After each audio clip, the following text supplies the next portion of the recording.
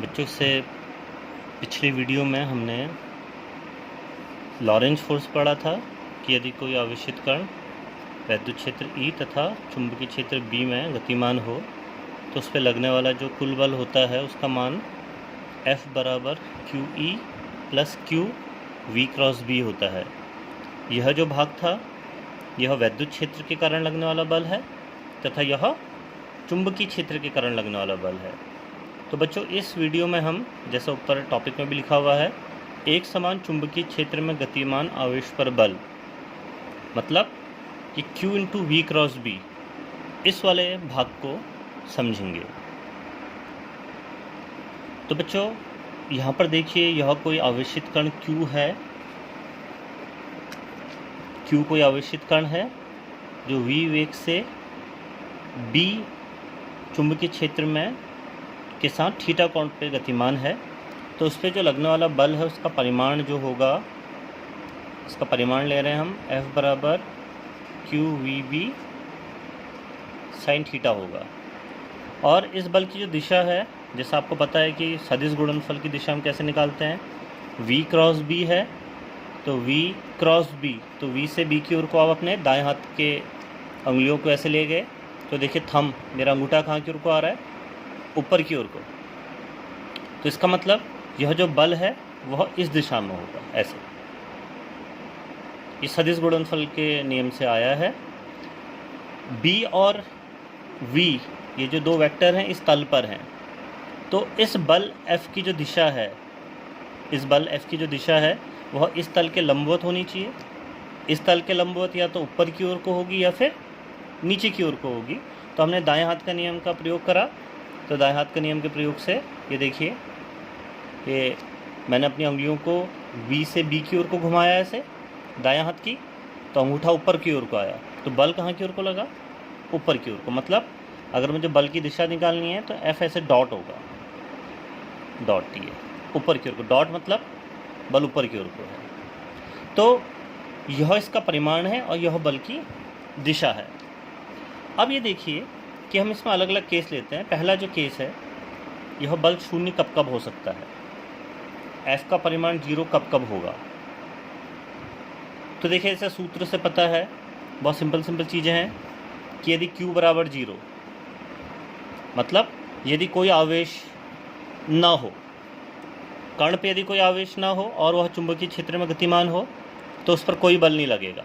जैसे बोर्ड में 1 नंबर का प्रश्न बहुत बार आ चुका है, जैसे न्यूट्रॉन है, न्यूट्रॉन पे कोई आवेश नहीं होता है, तो यदि न्यूट्रॉन किसी चुंबकीय क्षेत्र में गतिशील होगा और आपसे पूछा जाए कि उस पर कितना बल लगेगा, तो उस पर कोई बल नहीं लगेगा। क्यों? क्योंकि वो उदासीन है। दूसरा केस, यदि V बराबर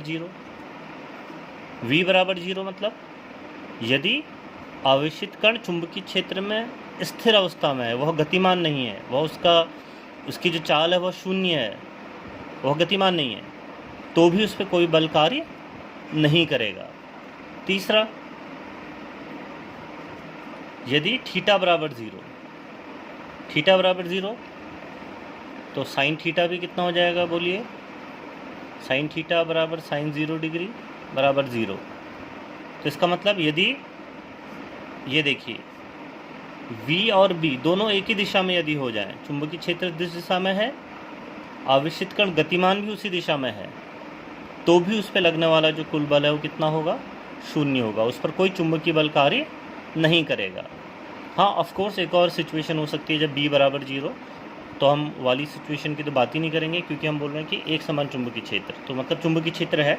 चलिए फिर भी हम लिख देते हैं इसको कि यदि B बराबर 0, Q 0 मतलब कोई आवेश नहीं है, V 0 मतलब वह गतिमान नहीं है, B मतलब कोई चुंबकीय क्षेत्र ही नहीं है, और थीटा 0 मतलब कि B और V एक ही दिशा में हैं। तो यदि ये 4 स्थितियां हो रही हैं तो आवेशित कण पर कोई बल कार्य नहीं करेगा। तो उसमें ये स्थिति बहुत इंपॉर्टेंट है कि यदि कोई आवेशित कण नहीं है, निरावेशित कण है, उदासीन कण है, जैसे न्यूट्रॉन है या इवन कोई परमाणु है, कोई परमाणु यदि चुंबकीय क्षेत्र में गतिमान है तो परमाणु पर कुल आवेश शून्य होता है, तो उस पर कोई बल कार्य नहीं करेगा। न्यूट्रॉन है, उस पर कोई आवेश नहीं होता, तो वह यदि चुंबकीय क्षेत्र में गतिमान हो तो उस पर भी कोई बल कार्य नहीं करेगा, चुंबकीय क्षेत्र उस पर कोई बल नहीं लगाएगा। दूसरा, यदि आवेशित कण चुंबकीय क्षेत्र में स्थिर अवस्था में हो, गतिमान ना हो, तो भी उस पर कोई बल कार्य नहीं करेगा। और तीसरी स्थिति जो इम्पोर्टेंट है, यदि बी और वी एक ही दिशा में है, अर्थात आवेशित कण चुंबकीय क्षेत्र की दिशा में ही गतिमान है। या आप इसी स्थिति को एक और ऐसा भी समझ सकते हैं, जैसे मैंने 0 डिग्री वाली ली थी, थीटा बराबर 180 डिग्री पर भी यह स्थिति संभव है। देखिए कैसे, यदि थीटा बराबर 180 डिग्री, 180 डिग्री मीन्स चुंबकीय क्षेत्र इधर को है माना और आवेशित कण इसके विपरीत दिशा में गतिमान है, ऐसे। तो इन दोनों के बीच का कोण कितना हो गया, 180 डिग्री। और साइन 180 डिग्री भी कितना होता है, 0 होता है। तो इस तीसरी स्थिति को यदि हम समझें तो इसको हमने दो भाग के रूप में हम इसको समझ सकते हैं कि यदि दो के दो एक ही दिशा में हो या दो के दो विपरीत दिशा में हैं। चुंबकीय क्षेत्र, ये देखिए इस दिशा में चुंबकीय क्षेत्र है, आवेशित कण भी इसी दिशा में गतिमान है, तो भी इस पर कोई बल नहीं लगेगा।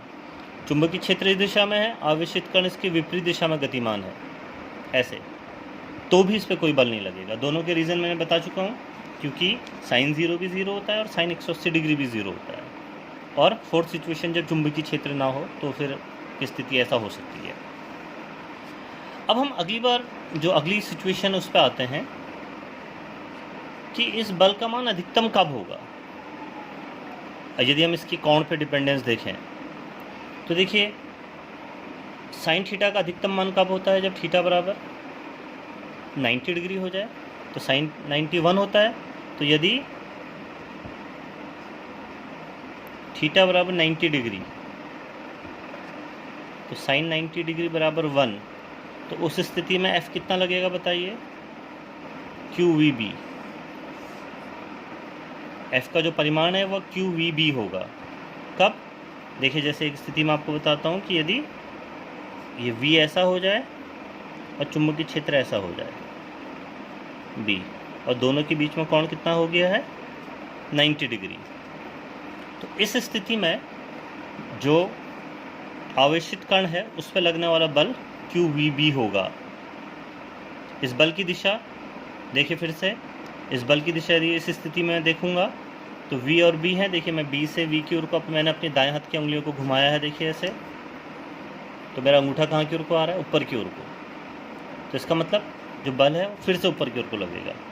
उसको हम डॉट से दिखा सकते हैं ऐसे, ऊपर की ओर को, क्योंकि ये सदिश है तो इसमें दिशा बहुत इंपॉर्टेंट है।